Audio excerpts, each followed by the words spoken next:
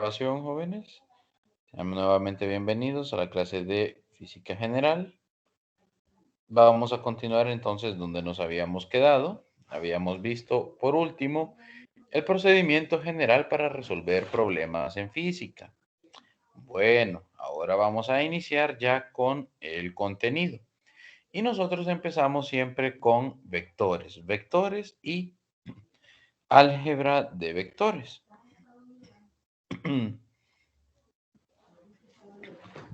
Bien.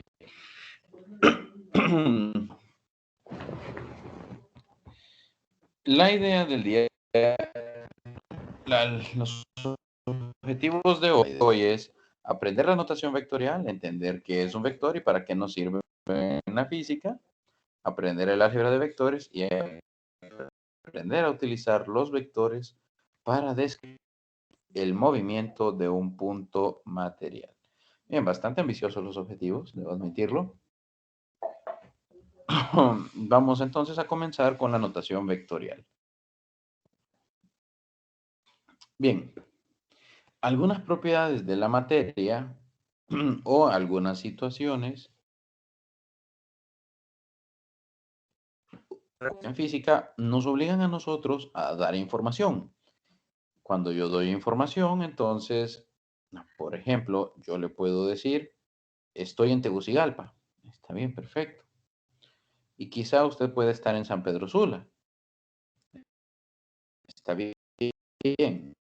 Eso es información. Yo no necesito saber cómo llegar a San Pedro Sula. Usted no necesita saber cómo llegar a Tegucigalpa. Ahora, si yo le digo a usted que voy hacia San Pedro Sula, ok, que voy de Tegucigalpa a San Pedro Sula, entonces yo ahí le estoy diciendo a usted que me voy a mover de un lugar a otro lugar, pero le estoy dando, no solo le digo que me voy a mover,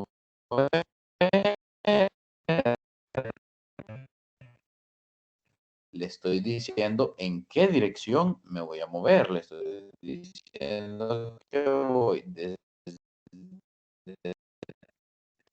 Tegucigalpa, que necesitan tener una dirección.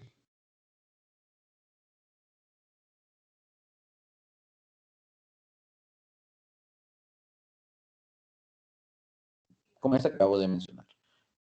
Y entonces, los números, así, los números, como números, no, no me dan una dirección, ¿sí?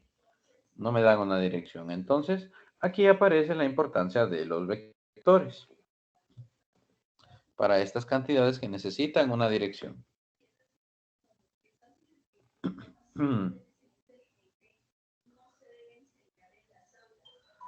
Bien.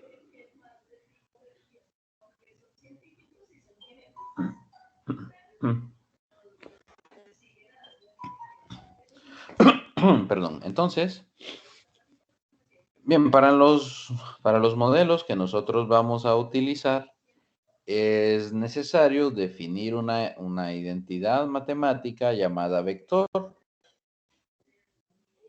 Es, digamos, uno define los números, ¿verdad? Y hace operaciones con los números. Bueno, un vector vendría siendo un número, pero un número que no solo contiene información, pues, numérica, sino que también contiene información de un punto en el espacio. Eso vendría siendo un vector. Entonces, el vector tiene un número, un valor, una cantidad, tiene una posición en el espacio, ¿sí? O define una dirección en el espacio. Por lo tanto, necesitamos también definir un sistema de referencia. Por ejemplo, Stacy Stacy puede definir su sistema de referencia como su casa de habitación. Digamos, y para ser más específico, puede definir su sistema de referencia como su habitación. Y entonces Stacy puede decir que hay 2 pasos de la habitación hacia el baño, o hay 10 pasos de la habitación hacia la sala. Entonces, su sistema de referencia es, en este caso, su habitación. nosotros vamos a utilizar como punto de referencia el punto 0, 0. Aquí tenemos, digamos, nosotros obviamente no vamos a trabajar acá con el mundo real, afuera, en 3 dimensiones, no. Vamos a trabajar de manera simplificada en un plano que tiene 2 dimensiones. Esto es como que usted se ponga de pie y vea hacia el suelo. Y entonces todo lo que ocurre en el mundo va a ser como si ocurriera en el suelo. Usted se pone de pie, mira hacia abajo, entonces el mundo solo es ese piso de ahí, ese piso que usted observa.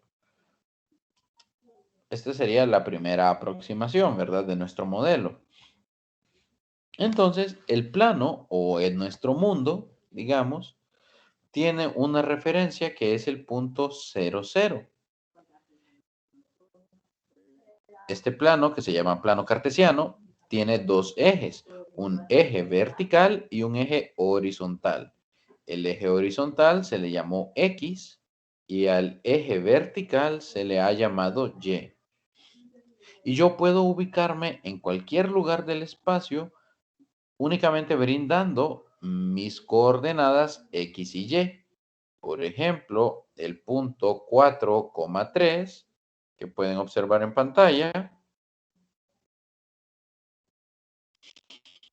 es único en el espacio porque solo hay un lugar, en todo el plano solo hay un lugar donde la componente X es 4 y la componente Y es 3. Y como hay un único lugar, pues ese lugar es ese punto 4,3. Yo aquí tengo entonces tengo tanto información numérica como la dirección. Yo sé que tengo que irme. Desde mi punto de referencia tengo que irme 4 pasos de forma horizontal y 3 pasos de forma vertical. Esa es la información que me está dando ese punto 4,3. ¿Hay otra forma de llegar ahí? Sí, usted está aquí en la referencia, que es el 0,0 y se mueve a lo largo de esta recta hasta llegar al punto 4,3. Esto que ustedes están viendo aquí es un vector, ¿sí? Es un vector que mide el desplazamiento que hay desde el origen hasta el punto 4,3. Y entonces el vector tiene 2 características. Tiene una magnitud y tiene una dirección. La magnitud estará dada por la letra A mayúscula y la dirección por la letra griega teta, donde el ángulo teta es 36,87 grados. La magnitud A pues no está descrita aquí, ¿verdad? Bueno, pero es un valor también, es un valor diferente de 0. Y el vector A se escribe, vean, en letra mayúscula y con una flecha arriba de la letra que indica que es un vector.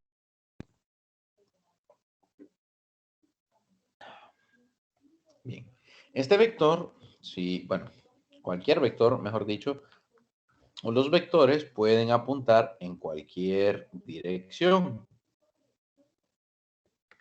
El plano, tal como lo hemos dibujado acá, con nuestra referencia en el punto 0, 0, siempre tiene los positivos a la derecha para el eje X o los positivos los tiene arriba pero en el eje Y. Perdón, a la derecha en el eje X y arriba en el eje Y. Hacia la izquierda de la referencia tenemos los valores negativos en el eje X y hacia abajo tenemos los negativos del eje Y. Entonces, desde mi referencia, el mundo, o mejor dicho, el plano, se ha dividido en 4 partes. Como se ha dividido en 4 partes, a cada una le llamamos cuadrante. Que viene pues de 4, ¿no? Cuadrante. El primer cuadrante El primer cuadrante es el que alberga los números positivos para X y positivos para Y, ¿sí? En otras palabras, también alberga los ángulos que van desde 0 hasta 90 grados. Eso en el primer cuadrante, de 0 a 90 grados y valores positivos tanto para X como para Y. En el segundo cuadrante, ya estamos acá de este lado, vea usted que los valores de X son negativos. Los valores de Y son positivos aún, pero los de X ya son negativos. Y aquí vamos desde ángulos de 90 grados hasta 180 grados. En el tercer cuadrante ya estamos únicamente con los negativos. Negativos tanto para X como negativos para Y. Estamos en el tercer cuadrante. Tercer cuadrante. Luego, bueno, sí, serían ángulos que van desde 180 hasta 270. Y el cuarto cuadrante, vean este de aquí abajo, los valores para Y son negativos, pero los valores de X son positivos. Entonces, aquí tenemos los ángulos que van de 270 hasta 360. Y este sería el cuarto cuadrante. ¿En qué cuadrante puede estar un vector? En cualquiera de estos cuatro. Cualquiera. Bien, acá tenemos un resumen de todo lo que yo les acabo de decir ahora. En el primer cuadrante, las X y las Y son positivas. En el segundo, las X son negativas, pero las Y son positivas. En el tercero, tanto las X como las Y son negativas. Y en el cuarto, las X vuelven a ser positivas, pero las Y son negativas. Ok. Bien, entonces hasta ahorita vimos que un vector, que es esta flecha de color rojo, pues tiene dos características. Tiene la magnitud, que estará dada aquí por la letra A mayúscula con estas barras. La magnitud, que sería el número. La magnitud me dice qué tan larga o qué tan corta es esta flecha, ¿sí?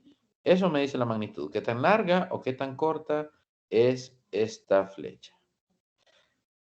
El ángulo me ubica el vector en el cuadrante adecuado. Ángulos menores a 90 indican vectores en el primer cuadrante. Entre 0 y 90 tenemos el primer cuadrante. Si el ángulo es mayor a 90 y menor de 180, estamos acá en el segundo cuadrante. Si es mayor a 180 pero menor a 270, tercer cuadrante. Y si es mayor a 270 y menor a 360, estamos en el cuarto cuadrante. Ahora sí, un vector puede ser escrito como una magnitud y un ángulo, pero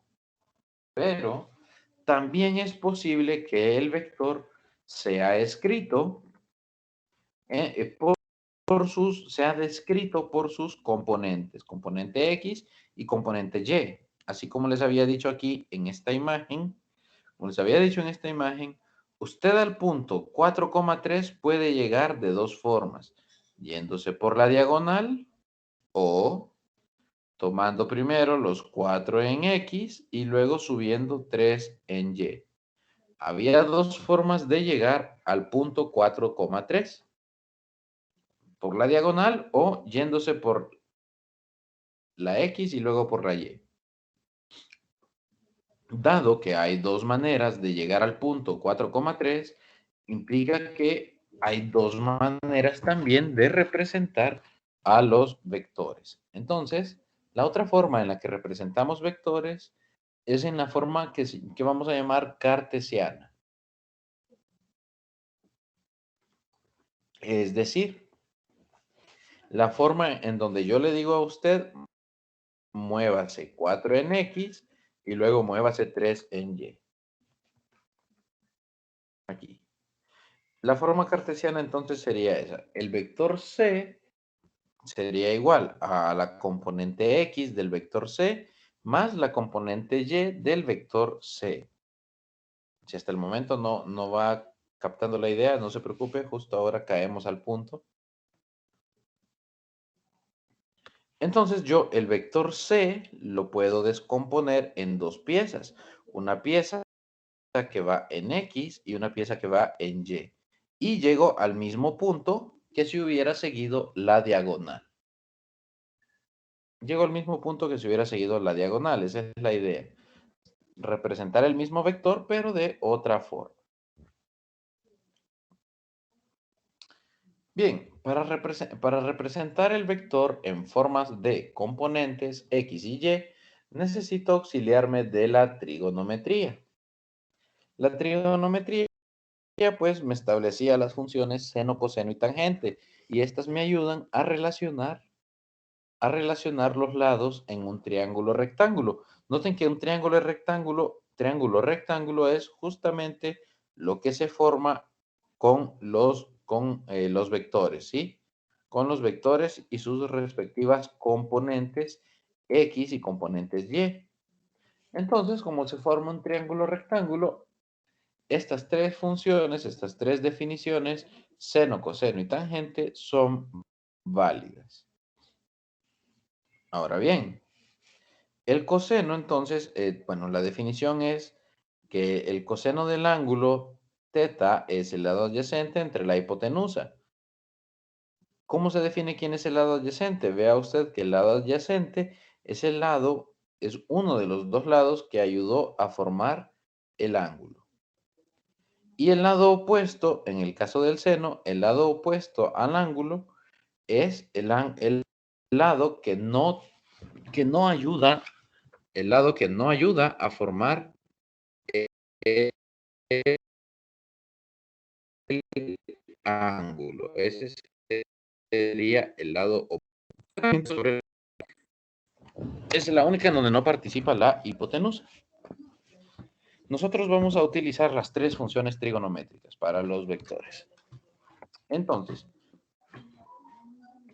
si yo tengo el ángulo aquí,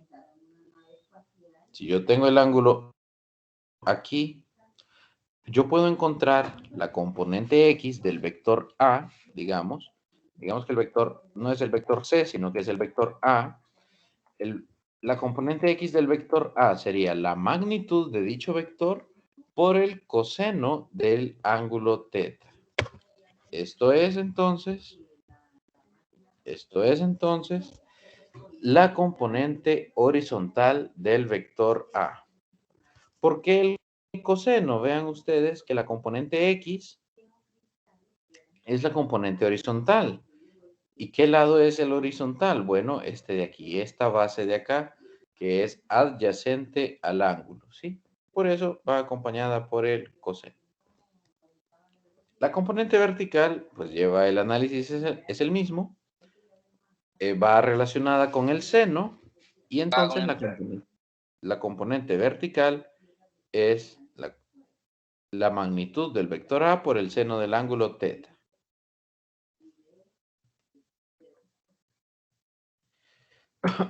Bien, a esto nosotros le llamamos convertir un vector que se encuentra en su forma magnitud-ángulo y cambiarlo a un vector escrito en su forma de componentes. ¿Sí?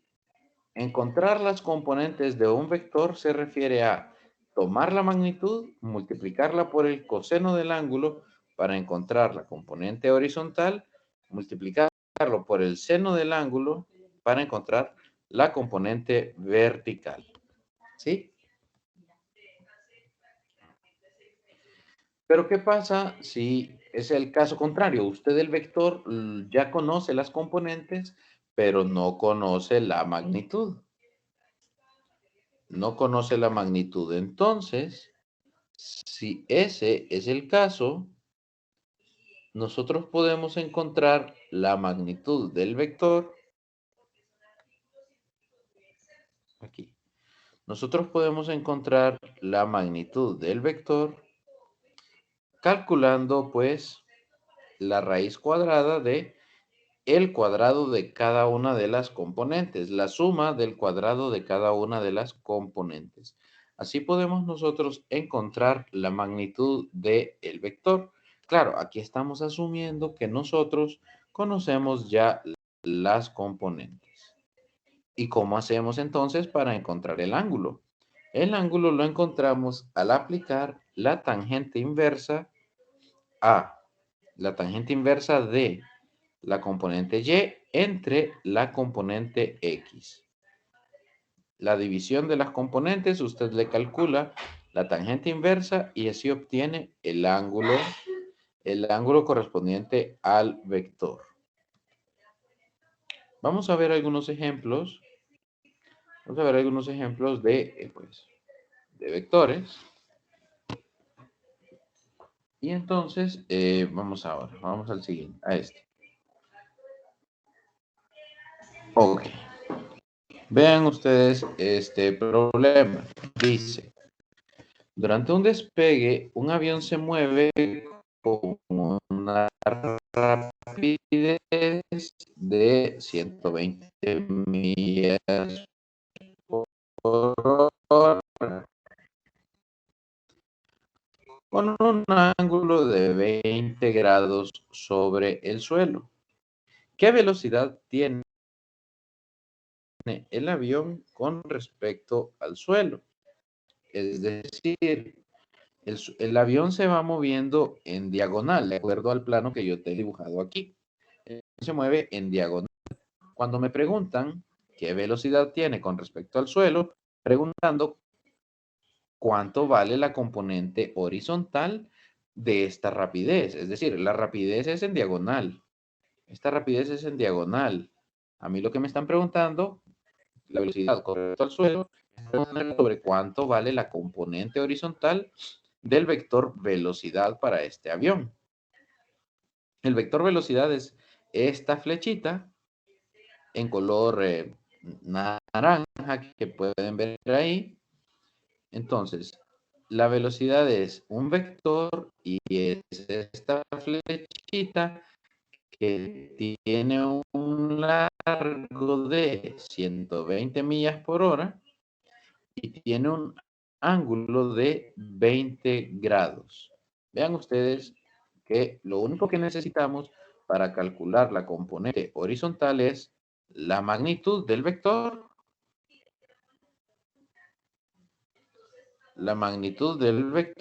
y el ángulo. El coseno es una función. El coseno es una función. El coseno es una función que ya se encuentra en su calculadora. Por lo tanto, pues esto ya lo hacemos con la calculadora. Pidiendo la componente horizontal como el ángulo está aquí, de la horizontal hasta donde el lado adyacente es el lado horizontal. Uso el coseno del ángulo. Entonces, de calcular cuánto es la velocidad del avión respecto al 120 millas por hora por el coseno de 20, obteniendo una rapidez horizontal, una horizontal de 112.76 millas por hora. Tiene el avión con respecto al horizontal. Puedo también encontrar una componente vertical, pero esta no la están pidiendo en este problema. Ahora vamos a entrar a algo que se llaman las conversiones. Mi resultado queda en millas por hora. En millas por hora. Es bastante útil en Estados Unidos, pero en Honduras este dato no resulta tan, por decirlo así, útil, porque nosotros trabajamos con el sistema internacional.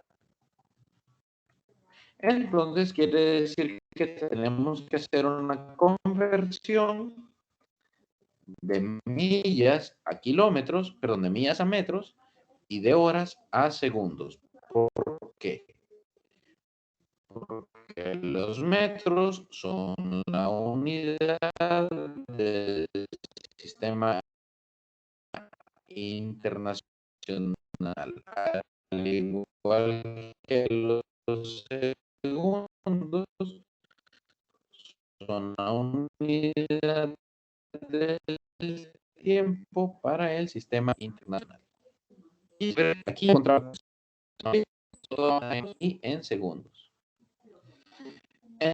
Entonces, para hacer conversiones, jóvenes, para hacer estas conversiones, usted necesita primero conocer el número que va a convertir, que es el 112.76, que fue el valor que encontramos al encontrar la componente horizontal del vector.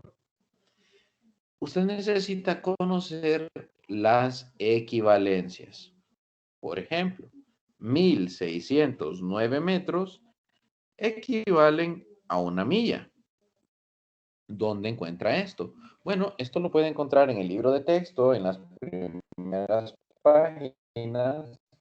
Se brindan las conversiones más utilizadas. Bien, si usted hace entonces, ok, bueno, usted, bueno, usted hace esto, ¿verdad? Tiene las 112 puntos en euros. Lo primero, entonces, va a una acción. Para conversión, usted siempre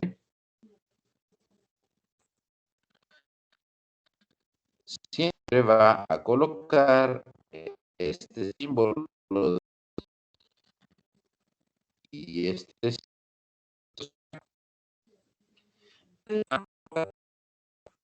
entonces en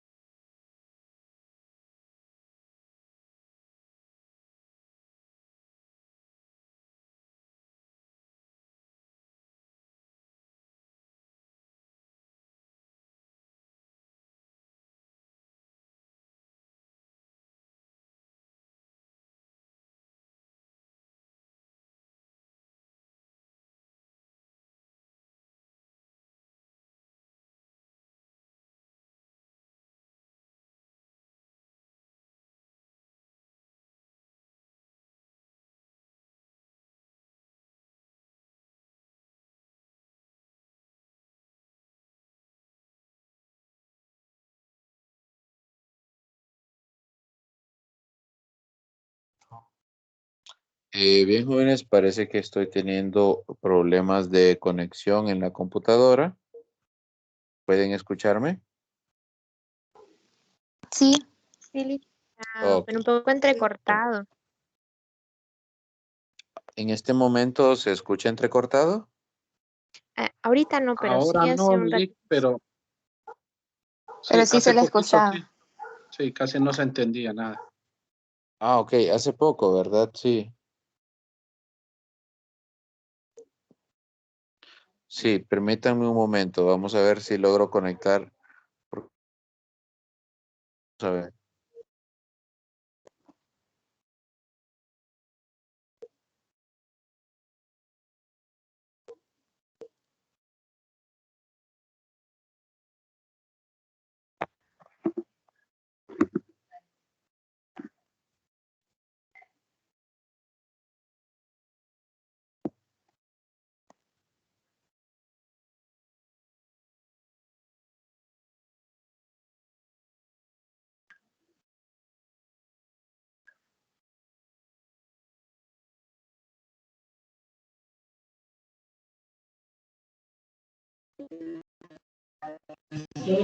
Hola, jóvenes, ¿me escuchan?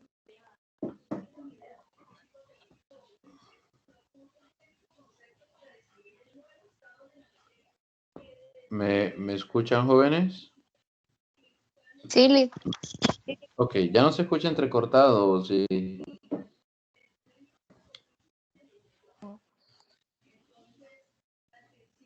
Un poquito. Un poco todavía.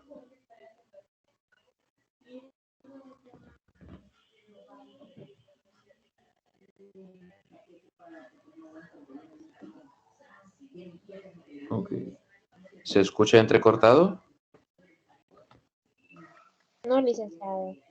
No, ahora ya no. Ok. Ok, entonces veamos dónde nos habíamos quedado. Estábamos haciendo una conversión de millas a metros, ¿sí? De millas a metros. Lo que hicimos entonces, voy a colocar la pantalla completa. Teníamos entonces la conversión aquí de millas a metros. Entonces, les decía que esta relación, que una milla equivale a 1609 metros, es algo que a ustedes se les va a dar. A ustedes se les va a dar esa relación. Así como acá se les dio la relación entre horas y segundos. Bien, entonces yo les decía que para hacer una conversión de unidades,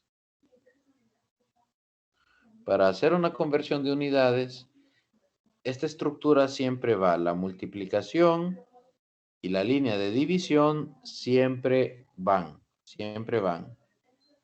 Luego, si las millas aparecían en la parte superior, es decir, como el numerador, es decir, arriba de la línea de división, aquí en la conversión las millas deben aparecer abajo, es decir, del lado contrario.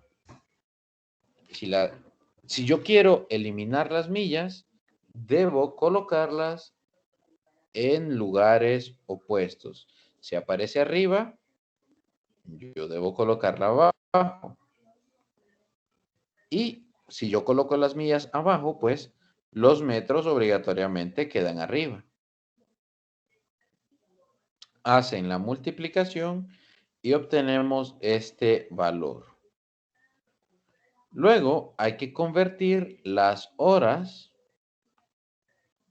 hay que convertirlas en segundos. ¿Dónde quiere usted que queden los segundos? Pues los segundos yo quiero que queden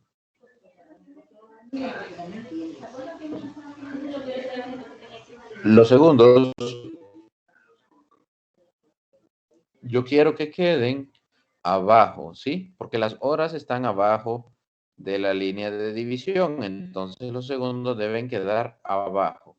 Por lo tanto, yo coloqué las horas, como pueden observar aquí, yo coloqué las horas arriba de la línea de división y abajo van los segundos. ¿Y qué valores coloco? Coloco los valores de la equivalencia. Una hora equivale a 3.600 segundos. Entonces, usted divide este valor de 181.430.084 entre los 3.600 y obtiene un valor final de 50.39 y esto ya le quedó en metros sobre segundo. Esto ya le queda en metros sobre segundo.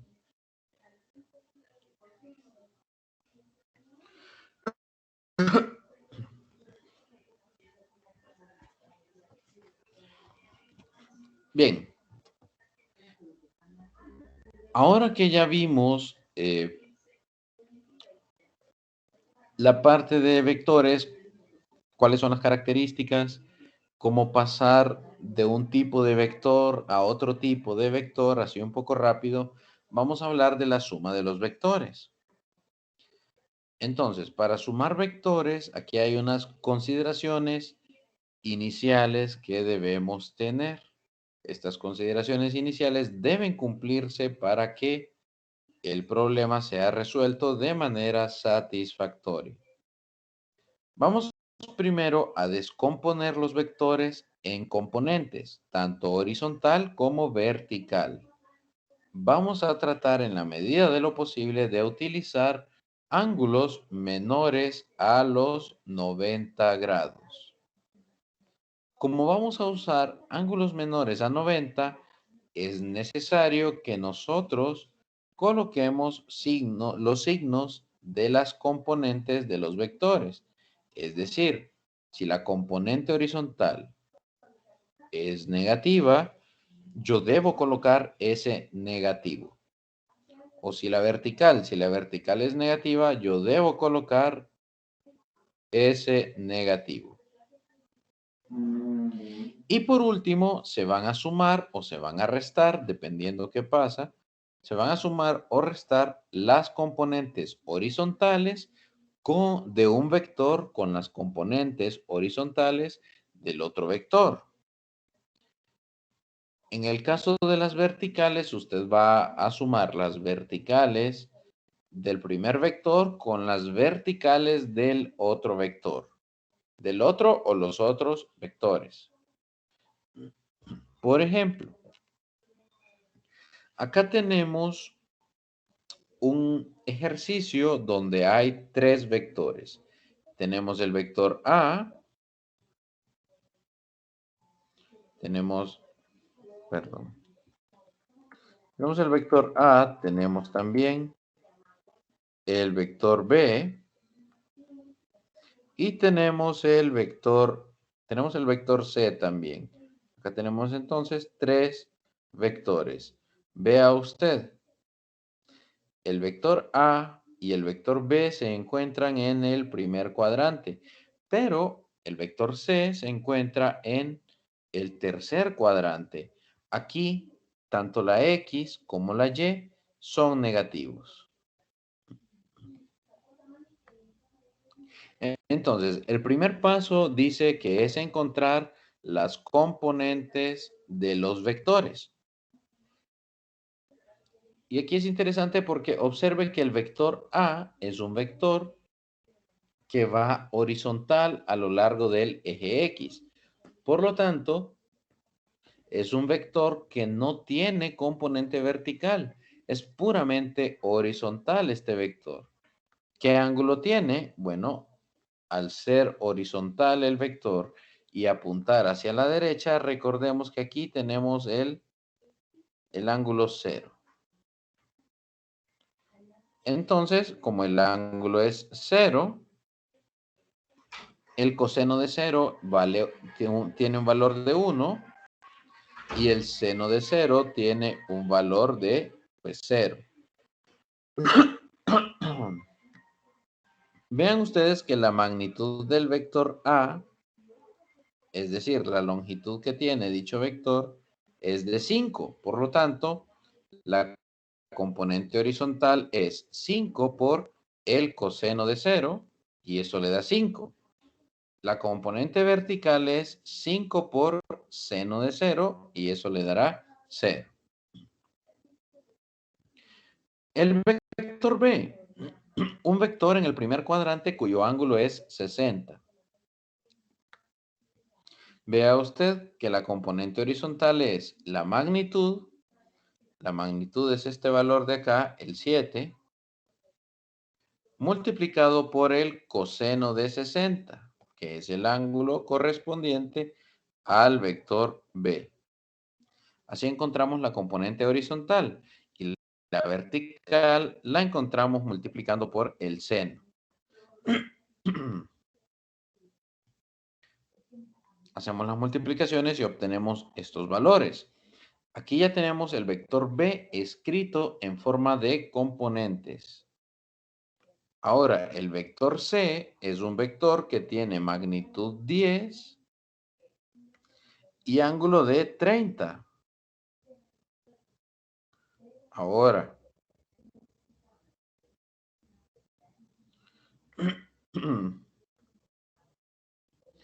uno tiende a seguir el mismo procedimiento que había seguido para los otros dos vectores. Pero en realidad, este es un vector que se encuentra en el tercer cuadrante y aquí tanto la componente X como la componente Y tienen sí o sí que ser negativas. Vean ustedes, aquí se ha colocado de forma manual el signo negativo. Es decir, si a mí se me hubiera olvidado ponerle el signo, el ejercicio sale malo. Entonces, yo aquí soy consciente de que tengo que colocar este signo porque este vector se encuentra en el tercer cuadrante. Y el negativo lo lleva la componente horizontal y lo lleva también la componente vertical, porque es el tercer cuadrante, ¿sí? Vean ustedes, pero de ahí el procedimiento es el mismo. Agarramos la magnitud, que en este caso es de 10, la multiplicamos por el coseno, que en este caso es coseno de 30.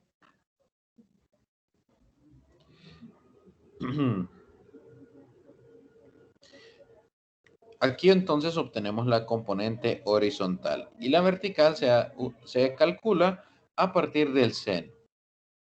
Entonces, yo en este punto, mis tres vectores están escritos en la forma de componentes, que era el primero de los requisitos. El segundo también se cumple, utilizamos únicamente ángulos menores a 90 grados, véanlo aquí, menores a 90. Agregamos el signo respectivo a cada componente, eso también ya lo hicimos. Le pusimos negativo a las que teníamos que ponerles negativo. Ahora vamos a tener que sumar o restar las componentes horizontal con horizontal, vertical con vertical. Eso lo hacemos aquí. Observe. Agarramos estos resultados y los sumamos.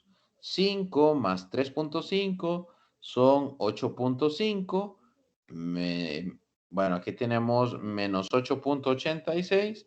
Entonces, acá queda, aquí no queda punto 16, queda un valor un poquito más alto, que sería punto 36, si no me equivoco. Aquí este otro, pues tenemos 0 más 6, pues son 6.06. 6.06 menos 5 es 1.06. Entonces, el vector que resulta es este vector de acá.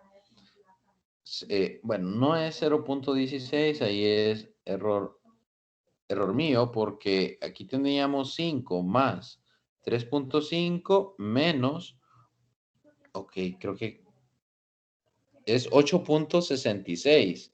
Perdón, el error está aquí, es 8.66. Al hacer ustedes esa resta, sí, el 0.16 es correcto, porque aquí es 6, no 8, disculpen, sí, disculpen. Este resultado es correcto, ¿sí? El resultado es correcto. Entonces, el vector resultante, vea usted, queda como un vector que es negativo en las X. Aquí era X, por cierto, no N. Pero bueno. O sea, iba la N e iba la X. Iban las dos en NX. Entonces, vea que es negativo en la componente horizontal y es positivo en la componente vertical. Este es un vector, entonces, que se encuentra en el segundo, porque es negativo para las X, pero es positivo para las Y. Entonces, bien, vamos a calcularle la magnitud a este vector. Acuérdense, raíz cuadrada de el cuadrado de cada componente, la suma del cuadrado de cada componente. Esto es 1.07, esto está bien. Esta es la magnitud del vector que resulta. Luego, para calcular el ángulo, simplemente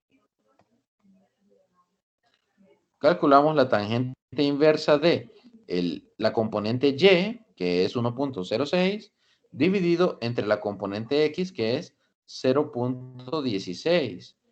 El resultado me da 81.41.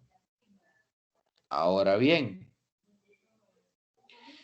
ese 81.41 no es en el primer cuadrante. Ese 81.41 es medido a partir del segundo cuadrante. Usted no tiene que olvidar que este es un vector que está en el segundo cuadrante. Y eso se deja ver aquí en la respuesta.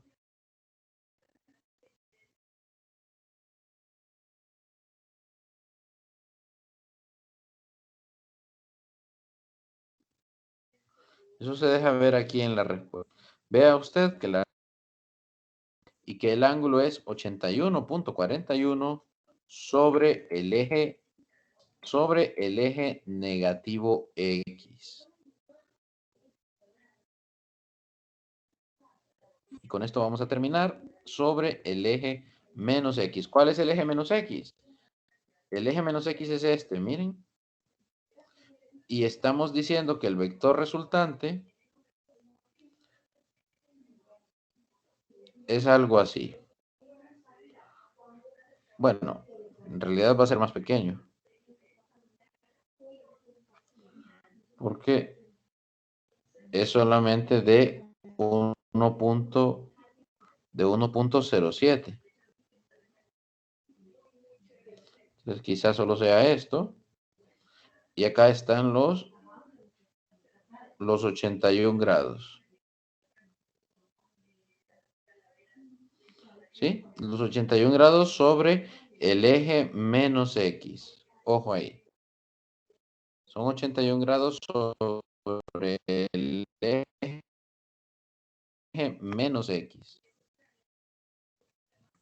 Bien, entonces aquí por el día de hoy, agradeciendo su atención. Disculpen el inconveniente con el internet.